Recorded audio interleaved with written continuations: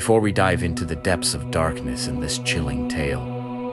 If you enjoy these mysterious journeys, don't forget to like the video and subscribe to join the Night Tales family. Also, if you have your own unexplained stories, share them with us in the comments. Now, if you're ready, let's begin. The night was heavy and dark, as if a bucket of tar had been poured down from the sky as I walked through those foggy streets on the outskirts of London. Even the sound of my boots striking the pavement betrayed me, whispering that someone else was following behind me. My name's Arthur. Until 3 days ago, I was just an ordinary man with debts and ambitions.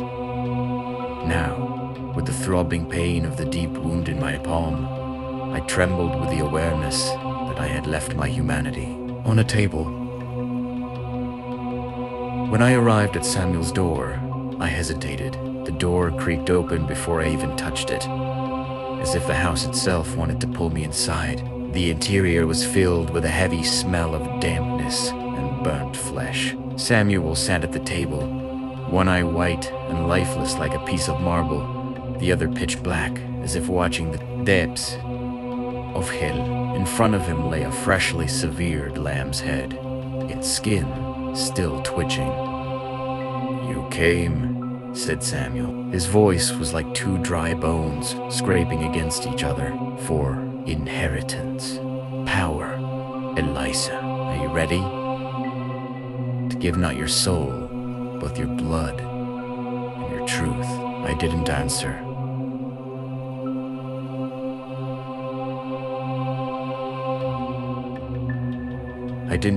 I took a lock of Eliza's hair, which I had secretly taken from her comb, out of my pocket and placed it on the table. Samuel pulled out a rusty, crude copper needle from beneath the table.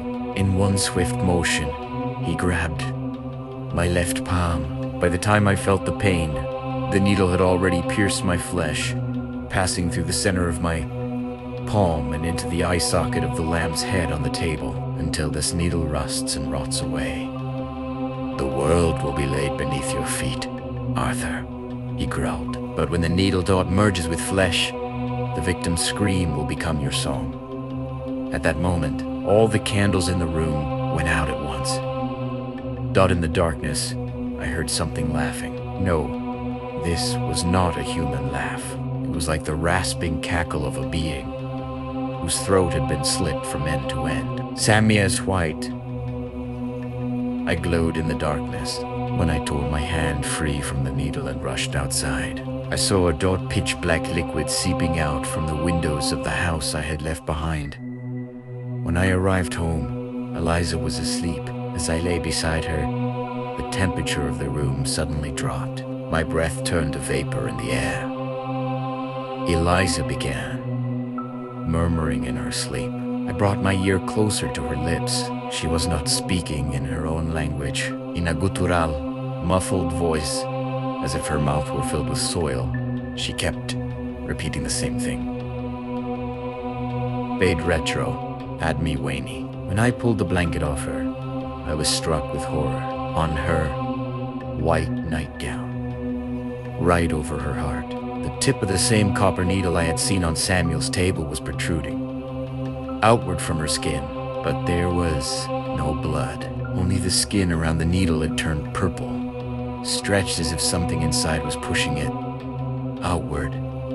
I stepped back toward the window. That's when I noticed it wasn't raining outside, but something was scratching the glass with its nails. Dozens of hands pitch black, fingerless shadows clung to the window, staring inside.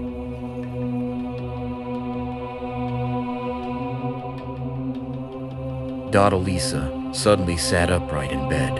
Her eyelids were closed as if sewn shut, yet I knew she could see me.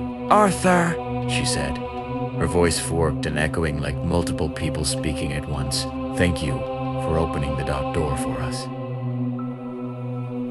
A sound from the kitchen startled me. It wasn't the sound of plates falling and breaking, but as if someone or smashing the marble counter with an axe. When I ran into the kitchen, I saw all the bread and fruit on the counter rot and blacken within seconds. Large scorpions emerging from the decaying matter crawled toward our family. Photos on the walls. The faces in the photos were erased with black ink before our eyes, replaced by empty, dark voids. Samuel's warning echoed in my ears. When the needle merges with flesh, the ritual had begun. This was not a hallucination, not madness.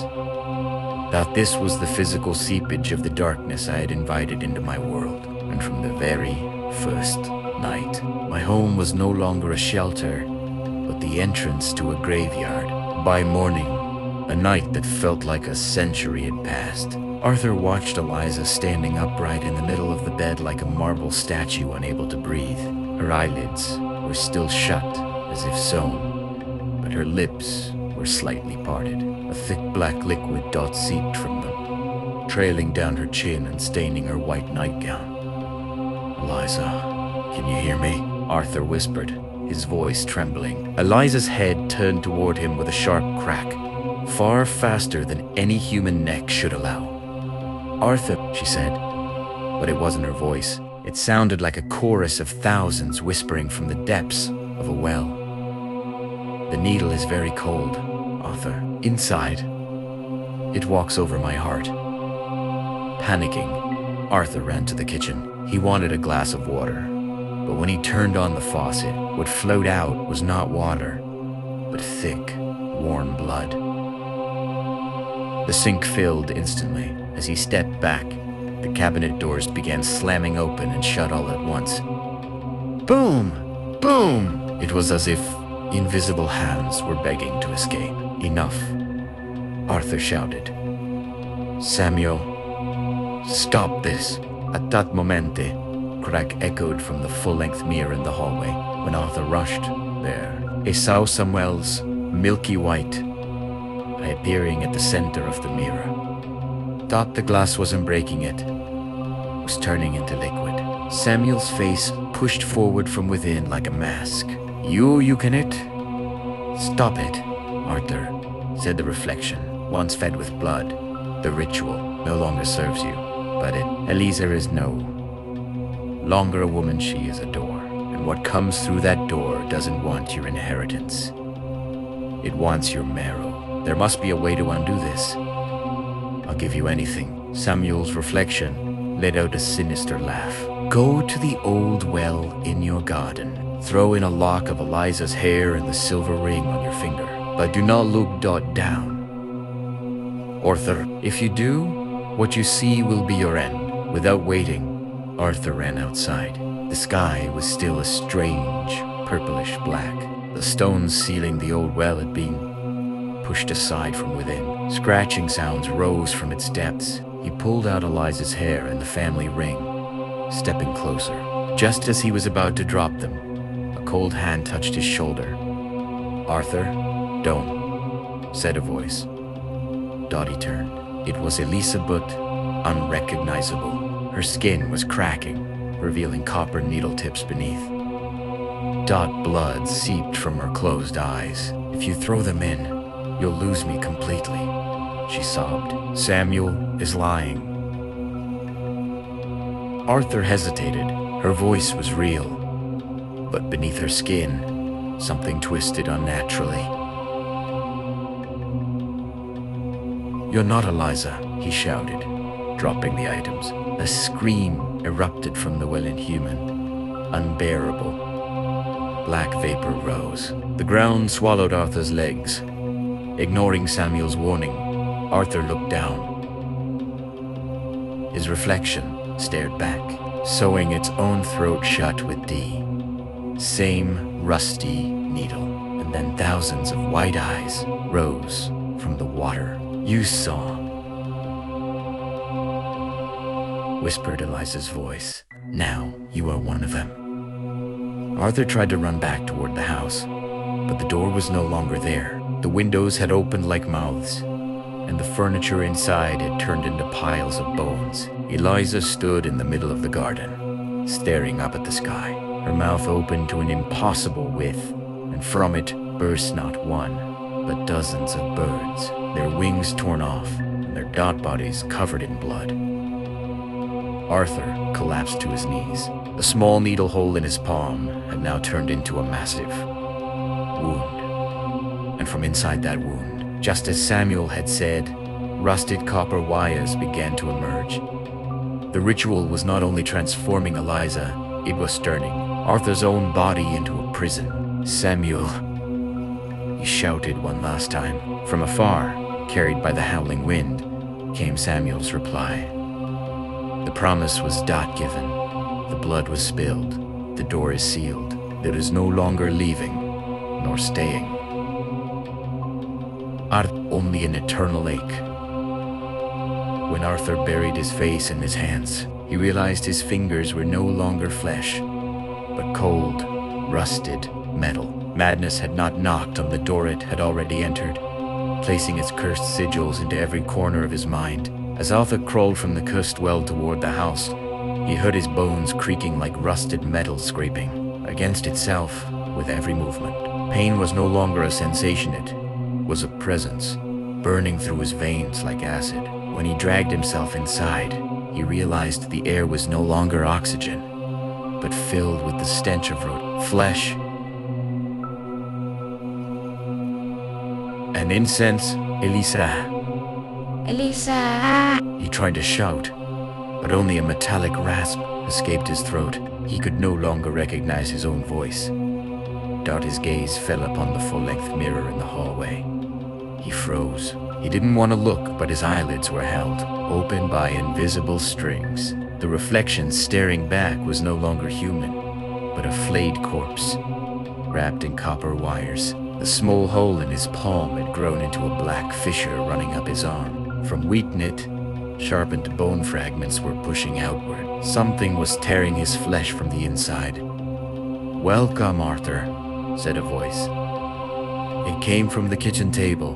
When it turned, it saw Samuel, but no longer as the old sorcerer. Samuel lay on the table, his ribcage split open like a book. His heart was still beating, but instead of blood, it pumped out thick, black soot. Inside his open chest cavity was a massive talisman woven from strands of Eliza's severed hair. "What is this?" Arthur screamed, stumbling toward the table. "You said we would stop this." Samuel's dead eyes stared at the ceiling, yet his mouth moved. "Stop it, Arthur. Don't you understand? You are not the victim, you are the material. Eliza was the door, and you are the seal that keeps it open."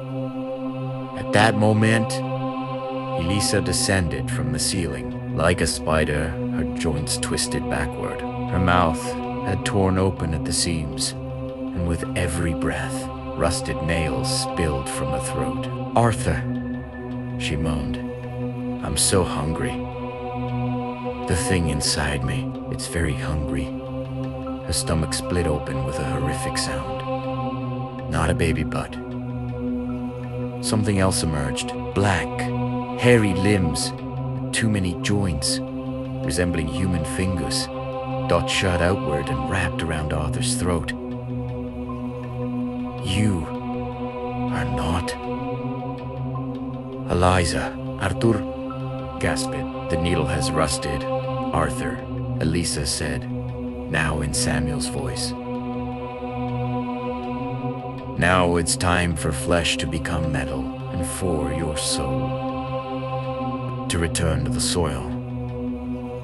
Arthur grabbed a kitchen knife and struck the creature, but as the blade pierced it, he felt the wound tear open in his own body. The ritual had bound them together.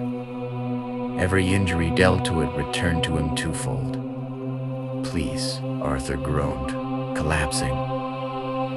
"What did I do wrong?" "The mistake is you, Arthur," Samuel's voice echoed. "Your ambition was sharper than that needle, and now you carve yourself apart with it." Arthur saw his reflection in a pool of blood. It was clawing its own eyes out.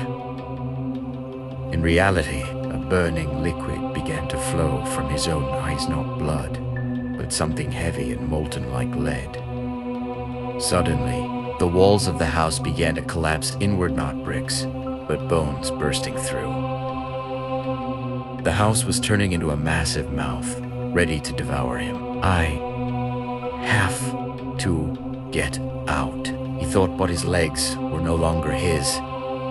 They had rooted into the ground, turning into soil. Elisa dropped fully onto him. Her black limbs burrowed beneath his skin. He could feel them moving inside him.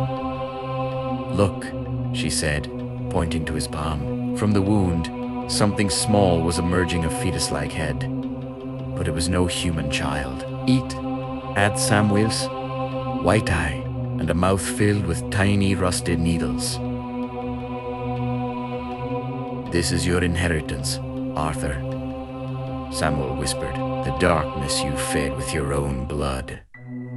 Arthur was on the brink of madness. He felt his own body turning into an incubator, while his soul withered away in a corner. Eliza's face had completely disappeared.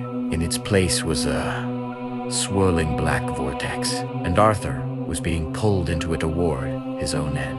When Arthur's consciousness tore out itself away from the blinding white of pain and fell back into that pitch-black darkness, he found himself not on the kitchen tiles, but in the middle of a corridor built from flesh and bone. The house was no longer a structure. The walls were breathing, and the ceiling rose and fell with a damp, guttural rasp. The wallpaper had peeled away, replaced by a veined, bruised layer of skin. Everything he touched was warm and coated in a sticky fluid. "Eliza!" Arthur shouted. His voice tore through his throat like shards of glass climbing upward. "I'm here, Arthur. I'm everywhere," said a voice.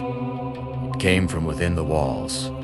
From every step he took Yvonne from beneath his own ribcage. Arthur tried to stand, but his right hand had fused with the fleshy surface beneath him. In horror, he looked down. Fingertips had merged with the veins of the ground, thin red fibers rooting into the flesh between his nails. With a violent pull, Dottie tore his hand free. He heard the wet, raw sound of skin ripping. Half of his palm remained behind, but he felt no pain dashed on, only that metallic, rusted taste filling his mouth. "Samuel, show yourself," he shouted, stumbling forward into the corridor. At the end of the hall, a figure appeared. It was not Samuel. It was Eliza. But she could no longer stand upright. Her spine jutted outward, bones piercing through her skin like spears. Moving on inverted knees, she scuttled toward Arthur like an insect. Half of her face was gone. Her lower jaw hung down to her chest, and from it dangled tongues that writhed like snakes. "Arthur, look at me," she said. The words spilling from her broken mouth sounded like they were being ground through flesh. "The child inside me is hungry. It wants your eyes. It wants your sight, so it can see the world through your fear. Stay away from me," Arthur shouted, grabbing a shard of bone from the wall and hurling it at her. The bone pierced her shoulder cavity, but instead of blood, a thick black pus spilled out. Elisa did not stop. Instead, she began to swallow the bone into her own flesh. "Give me more, Arthur," she moaned. "The more you hurt me, the faster we become one." At that moment, the ceiling split open. Samuel's body dangled down like a slab of meat hung on a hook. His skin was completely stripped away, exposing muscle and nerve. His eye sockets were empty, but from within them, 2 cockroaches crawled out and flew toward Arthur. "You cannot escape," said Samuel's hanging corpse. "This house is the manifestation of your mind. The ritual has molded your selfishness into form, and now you will drown inside it." Arthur rushed into the bathroom at the end of the corridor and slammed the door shut. But the door was not wood, it was a mass of flesh. It pulsed as something pushed from the other side, Eliza's twisted fingers forcing their way through. Arthur looked into the mirror. His face was melting. That molten substance flowing from his eyes had burned through, his cheeks down to the bone.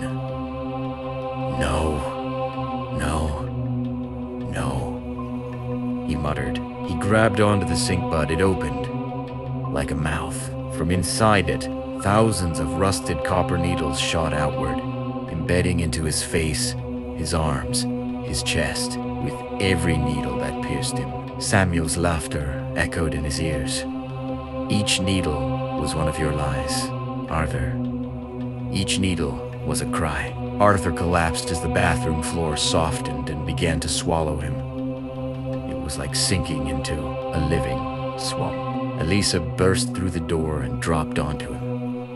Her black, many-jointed limbs forced their way into his mouth. "Stop speaking now, Arthur," she said, her voice suddenly calm, ancient.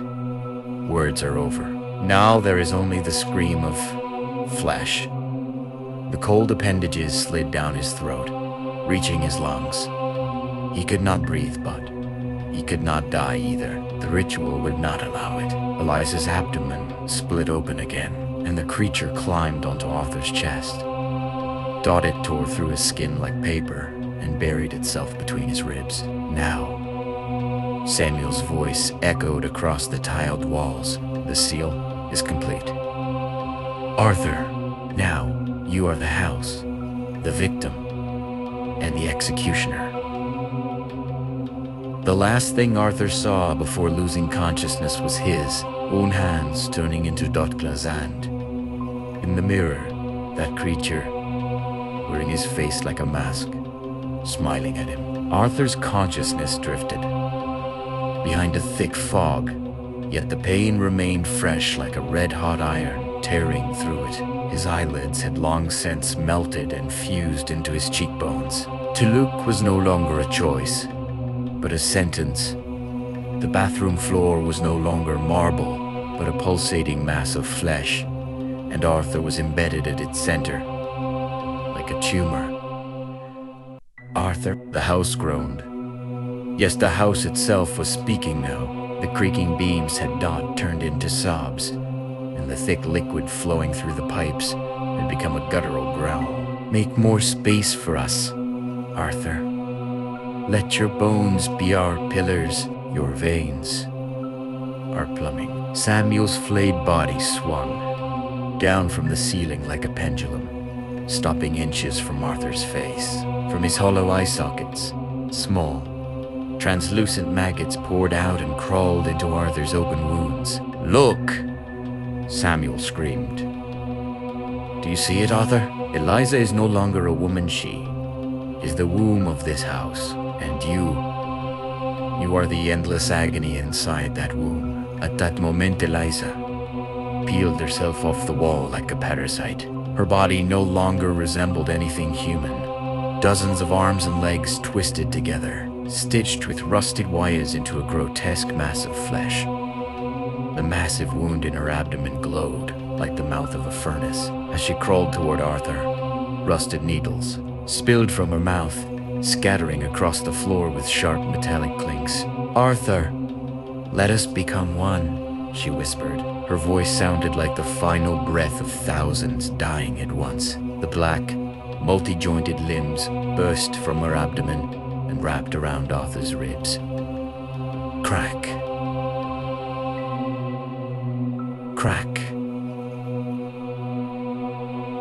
Crack. The sound of bones breaking echoed through the house. Arthur tried to scream, but his mouth was forced open by Samuel's severed fingers, which shoved live scorpions and grave soil down his throat. He was suffocating, yet he could not die. The ritual forced his lungs to keep working like bellows. "The needle has rusted, Samuel Rored. The needle is in your heart now, Arthur.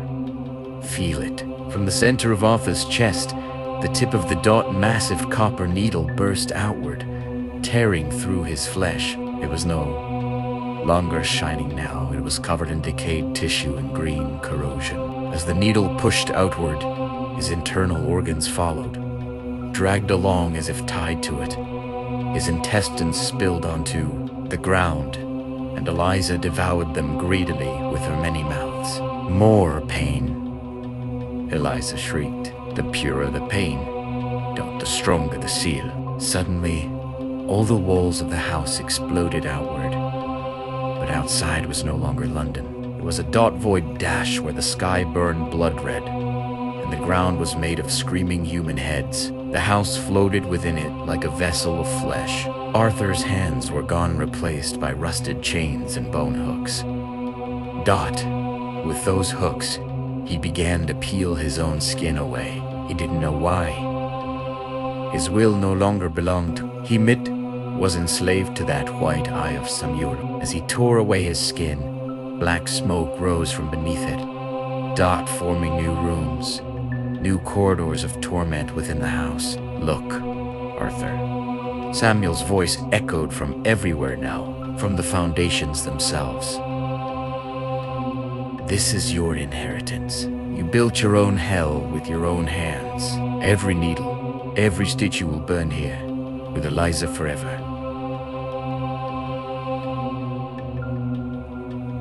Eliza wrapped herself around Arthur's flayed body. Their flesh fused together.